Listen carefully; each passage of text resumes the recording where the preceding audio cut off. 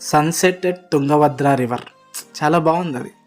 And నాకు boat నుంచి కొంచెం దూరం వచ్చిన తర్వాత అట్లా బ్యాక్ సైడ్ ఆ ఘాట్ని మొత్తం చూస్తే ఏదో సడన్గా నాకు కాశీలో ఉన్నట్లు ఒక ఫీలింగ్ వచ్చింది. ఐ మీన్ మీకు కూడా అనిపించి ఉండొచ్చేమో అట్లా దూరంగా వచ్చి ఆ స్టెప్స్ పైన జనాలు. కాశీ గంగా ఘాట్ గుర్తొచ్చింది నాకు ఒక్కసారిగా ఎందుకో.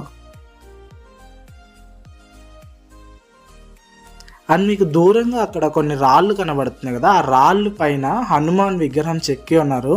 నేను ఎంతో జూమ్ చేసి ట్రై చేసా, బట్ కానీ అవి కనిపించలేదు అంత క్లారిటీగా.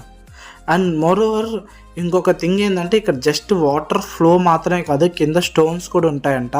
స్విమ్మింగ్ మ్యాక్సిమం అలో చెయ్యరు అన్నట్లు చెప్పారు మాకు ఆ తాత.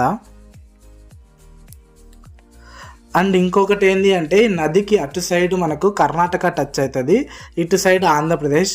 ఆ రివరే మనకు బోర్డర్ ఆ 2 స్టేట్స్కి అని కూడా చెప్పారు.